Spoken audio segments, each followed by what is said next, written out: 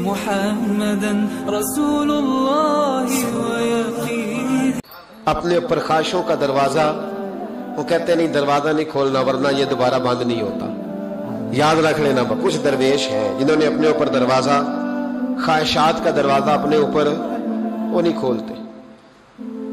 ایک سلطان یحییٰ نام کا بادشاہ گزرا ہے. عرب کے کچھ حصوں کا حکمران تھا تو اس کو بڑا شوق تھا لوگوں کو بانٹنے کا. دو قسم کے لوگ ہوتے ہیں نا, کچھ کو جمع کرنے کا شوق ہوتا ہے, کچھ کو شوق ہوتا ہے کوئی روٹی کھا لے. حضرت ابراہیم علیہ السلام بغیر مہمان کے کھانا, کچھ ایسے بھی ہوتے ہیں جن کے گھر بندہ چلا جائے تو پتیلی پہ ڈھکنا دے لیتے ہیں. اپنا اپنا فرق ہے نا جی, ہر آدمی کا اپنا اپنا ذوق ہے. منت کرتے ہیں کسی کی. مجھے بڑی بات پسند ہے شیخ سعدی کی, قرضے لے لے کے مہمان نوازی کرتے تھے. ایک دن سارے مقروض کٹھے ہو کے کہنے لگے بابے پیسے دے. بابا جی کہتے ہیں وہ پیسے مانگ رہے ہیں, مجھے ٹینشن ہے کہ انہوں نے کھوایا کچھ نہیں, مجھے پریشانی لگی. ایک بچہ کوئی چیز بیچ رہا تھا, وہ کھیل مرونڈا نہیں بیچتے بچے, وہ بیچ رہا تھا تو آ گیا, کہنے لگا لینی ہے. تو بابا جی کہنے لگے میرے مہمانوں کو کھلا دے ساری. بچہ بھی راضی ہو گیا کہ سارا اکٹھا ہی گاہک مل گیا ہے. تو سارا جب کھلا دیا کہنے لگا پیسے. تو شیخ سعدی فرمانے لگے تو بھی بیٹھ جا, یہ سارے پیسے لینے آئے ہوئے ہیں, بیٹھ جا, ان کے پیسے انہیں ملیں گے تو تجھے بھی. تو بچہ رو پڑا, رویا, کہنے لگا میں تو یتیم ہوں, 4 بہنیں چھوڑ کے آیا, اماں کی دوائی بھی لے کے جانی, مجھے تو پیسے چاہیے. بچہ رویا تو شیخ سعدی کا ایک مرید آیا, اس نے لا کے نظر پیش کی, کہا حضور یہ نذرانہ ہے. 400 دینار لایا. تو حضرت سعدی نے سب کو دیے, بچے کو بھی دیے, سب لوگ چلے گئے. تو ان قرض لینے والوں میں سے ایک بندہ سمجھدار تھا, حضرت سعدی کے پاس آ کے کہنے لگا بابا سمجھ نہیں آئی, ہم برسوں سے لینے آ رہے تھے مل نہیں رہے تھے, کتنے مہینوں سے مانگ رہے ہیں نہیں مل رہے تھے, آج فٹافٹ مل گئے. تو شیخ سعدی بزرگ تھے نا, تو بزرگوں والی بات کر گئے, کہنے لگے تم میں رونے والا کوئی نہیں تھا نا, پوری مجلس میں ایک بھی رونے والا ہو تو سب کا کام بن جاتا ہے. رونے والا عاشق دا کم رونا توڑنا, اے بنا رویو نہیں منظوری, بنا رویو نہیں منظوری, تے بنا رویو نہیں منظوری. عاشق سدا ہی روندا رہندا, پاویں وصل ہوئے تے پاواں دوری. کا رونے والا ایک آ گیا تو سب کا کام بن گیا. تو کچھ لوگوں کو شوق ہوتا, بادشاہ کو سلطان یحییٰ عرب کے کچھ حصوں کا بادشاہ تھا, شوق بڑا تھا لوگوں کو کھلانے پلانے کا, بڑا شوقین تھا, بڑا بانٹتا تھا. اور کئی دفعہ معاذ اللہ اس پر فخر بھی کرتا تھا جو نہیں کر, تکبر سے بھی کہتا تھا بڑی جائیدادیں آؤ جس نے لینا ہے, تکبر بھی کرتا تھا معاذ اللہ جو نہیں کرنا چاہیے تھا. ایک دن جامع مسجد کے باہر کھڑے ہو کے نا بانٹنے لگا. کوئی فقیر آیا تو ایک مٹھی بھر کے اشرفیاں دے دی, کسی کو سونا دے دیا, کسی کو چاندی دے دی. ایک درویش بابا جی کونے میں بیٹھے ہوئے, اسی کسی دے کچھ بھی نہیں لگ دے, کوئی ضرورت نہیں, کونے میں بیٹھے. آپ یقین کریں, آپ تھوڑا سا رخ ادھر کریں, دنیا پیچھے پیچھے ہو جاتی ہے. اگر آپ پیچھے بھاگیں گے تو آگے دوڑ کے بھاگیں گے. مزاج ہے قوم کا, کسی کا حال پوچھ لیں وہ بگڑ جاتا ہے, کہتا ہے مجھ سے کوئی کام ہوگا تبھی تو پوچھا ہے. اور آپ چپ کر جائیں, خاموش ہو جائیں, یہ بھی بڑی مصیبت ہے. کہ پیار کر لیں تو اس کا بھی نقصان دیکھنے میں آتا ہے. کہتے ہیں پتہ نہیں میرے اندر کیا لالچ ہے, کیا خوبی ہے جس وجہ سے مجھ سے اتنی محبت ہو رہی ہے. وہ بابا جی کونے میں توجہ ہی نہیں کی. جب توجہ نہ کی تو سلطان کی توجہ خود بخود ہو گئی. سلطان یحییٰ کہنے لگے بابا کوئی قابل توجہ آدمی ہے, سب لوگ لائنوں میں لگے ہوئے بھاگ رہے ہیں, بادشاہ آیا ہے. یہاں تو شادی پہ کھانا کھل جائے تو بڑے بڑے امیروں کا پتہ چل جاتا ہے کہ بننے کیا لگا ہے. کہتے پتہ نہیں دوبارہ چھوٹے گوشت کی ٹرے آئے گی کہ نہیں آئے گی. اور اتنا سارا رکھ لیتے ہیں کہ الامان والحفیظ, بڑے بڑے امیروں کے پول کھل جاتے ہیں, پتہ چلتا ہے کتنے تگڑے امیر ہیں. تو جب اس نے کہا شرفیاں, سونے, ہیرے, جواہرات, تو جو نہیں تھے فقیر وہ بھی لائنوں میں لگ گئے. لیکن وہ فقیر پھٹے پرانے کپڑے, سانو تخت ہزارے دی لوڑ کیے, نالے کی لگے شہر بمبول دے نال, اسی اپنی بال کے سیکنے, سانو کی لگے کسی اور دے نال. اور اقبال نے اس کی تشریح کی. اقبال کہنے لگے ہوا گو تند و تیز ہے لیکن چراغ اپنا جلا رہا ہے. ہوا گو تند و تیز ہے, تیز ہوا میں چراغ نہیں جلتے. ہوا گو تند و تیز ہے لیکن چراغ اپنا جلا رہا ہے. وہ مرد درویش حق نے جس کو عطا کیے ہیں انداز خوش روانہ, فرماتے ہیں جسے اللہ نے بے نیازی دے دی, لالچ سے دور کر لیا, وہ کسی کی پرواہ, وہ اپنا چراغ جلاتا ہے اپنا. اپنی مٹی پہ چلنے کا سلیقہ سیکھو, سنگ مرمر پہ چلو گے تو پھسل جاؤ گے, وہ بابا بیٹھا ہے تو بادشاہ کہنے لگا اسے بھی بلاؤ. بابے کو بلایا, کہنے لگا تجھے کچھ نہیں چاہیے؟ بابا کہنے لگا چاہیے تو بڑا کچھ, پر تجھ سے نہیں چاہیے. کہا کس سے چاہیے؟ فرمایا اس سے چاہیے جو دے کے حساب نہیں پوچھتا, بغیر حساب دیتا ہے, اس سے چاہیے. کہنے لگا نہیں, دروازہ کھلا, تو بھی لے لے. بابا کہنے لگا میں لے تو لوں پر تو دے کچھ نہیں نہ سکتا. بادشاہ کو غصہ آیا, اکڑ تھی, تکبر تھا. کہنے لگا تو کیوں نہیں میں دے سکتا, تو سوال کر. تو بابے نے ساتھ والے فقیر سے لکڑی کا کالا پیالہ پکڑا, ہوتے نا فقیروں کے پاس مانگ, لکڑی کا کالا پیالہ, تو کہا لو دے دو کچھ. اس نے فوری طور پر سونے کی اشرفیاں مٹھی بھری اور لکڑی کے پیالے میں ڈالی. اب جب پیالے میں ڈالی تو کڑ کڑ کی آواز تو آئی, پر پتہ نہیں وہ کدھر گئی ساری اشرفیاں. دوسری مٹھی ڈالی تو پھر کڑ کڑ کی آواز آئی, پر اشرفیاں کدھر گئی کوئی پتہ نہیں چلا. تیسری, چوتھی, پانچویں, بابے کا پیالہ خالی کا خالی. 2 دفعہ بھی, 4 دفعہ بھی. یہ بادشاہ لوگ ضدی ہوتے ہیں, مانتے نہیں جلدی. جو کسی نے بتا دیا ہوتا ہے نا سارا کچھ تم ہی ہو, اڑ جاتے. ہاں جو جس منصب پہ بھی بادشاہ ہوتا ہے اڑ جاتا ہے. اس نے کہا میں بھی ضدی ہوں, پیالہ بھر کے چھوڑنا ہے.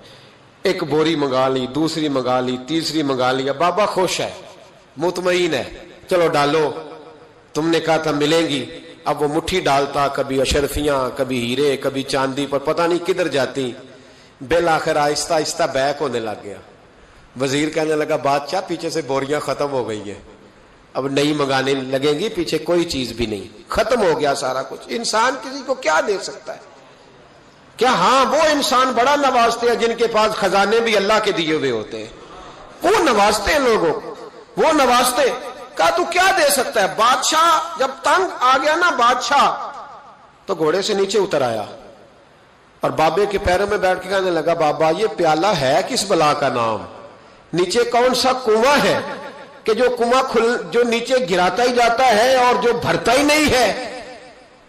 تو اب بادشاہ کا ہاتھ رکا تو بابے نے پیالہ چھوڑ دیا اور بڑا قیمتی لفظ کہا. بابا کہنے لگا بادشاہ یہ انسانی خواہشات کا پیالہ ہے, یہ انسان کی خواہشوں کا پیالہ ہے, یہ لالچ کا پیالہ ہے, یہ کبھی بھر سکتا.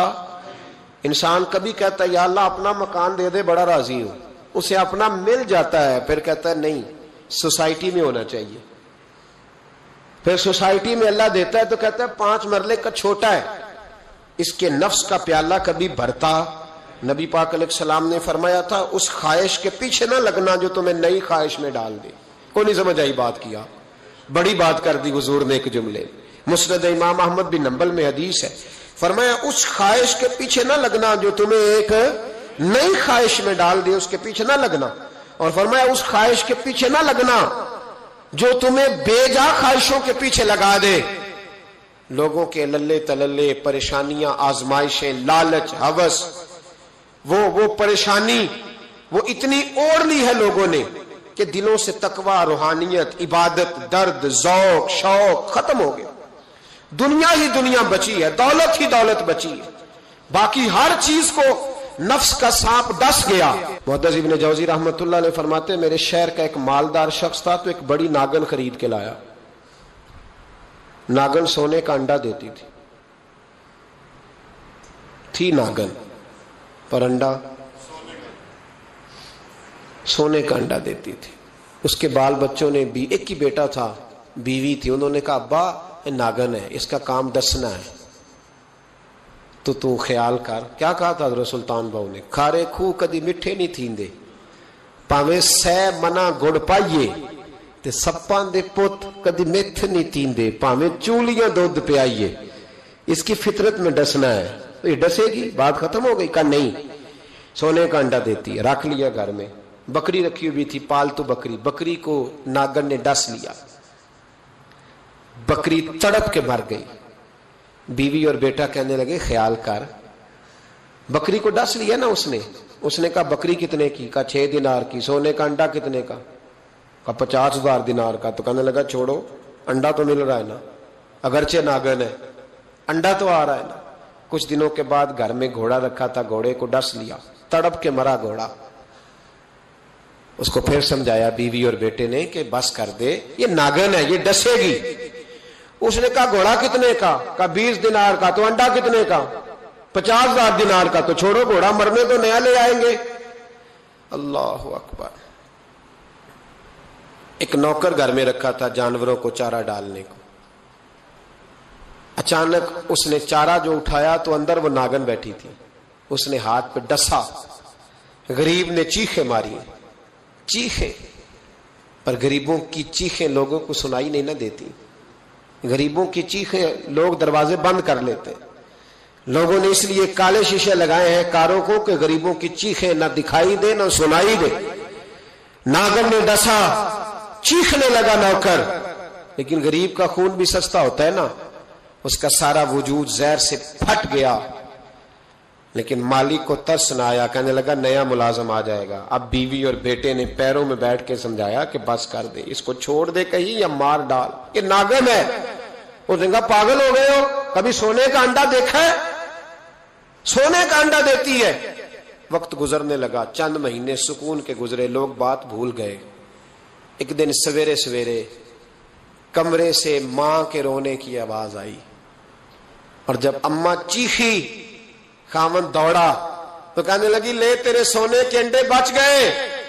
और वो देख मेरे बेटे को डस के बिस्तर से उतर गई है। वो देख मेरा इकलौता बेटा। अभी बेटे को उठा के तबीब के पास ले जाने ही लगे थे, वो अपने घर के दरवाजे तक पहुंचा था कि जनाब इजराइल पहले तशरीफ ले आए। अब जब वापस आया, बेटे का जनाजा बड़ा मुश्किल है बाप के लिए उठाना, बड़ा मुश्किल है, बड़ा मुश्किल। रोने लगा, चीखने लगा। एक बेटा वो भी पर्दा कर गया। जनाजा उठा, लोग उसको दफन करने के लिए निकले तो मां ने भी सारा सामान समेटा। मां ने भी वापस आके कहने लगा तू कहां जा रही है? कहने लगी इस वेड़े में, इस सहन में मेरे बेटे की मौत हुई। यहां सोने के अंडे बचे पर मेरा बेटा नहीं बचा। मैंने उस आंगन को क्या करना है जिसमें सोना तो पड़ा हो पर बेटा मां पुकारने वाला हो ही कोई ना। मेरी तो सारी आरज़ुएं उजड़ गई, तेरे लालच ने हर चीज तबाह कर दी। कहने लगा मैं इसे मार डालूंगा, निकाल दूंगा, अब क्या फायदा। तो खत्म हो गई बात। देख कदरा कुछ कदर न जाती, कीती खूब तसल्ली हूं, दुनियादार पुजारी जर दे, कुत्तियां दे गल टल्ली हूं, अब क्या फायदा। बीबी निकली तो शख्स चौक में आया, डंडा लिया, नागन को मारा। और इब्न जौजी फरमाते हैं वो पागलों की जिंदगी बसर करता था। उसके दाएं बाएं सोने के अंडों का ढेर लगा होता था। वो लोगों को कहा करता था मेरे जैसे लालची न बनना, मेरे पास ना बीवी बची, ना बच्चे बचे, ना घर बचा, ना कोई वफादार बचा, हाँ मेरे पास दौलत बच गई।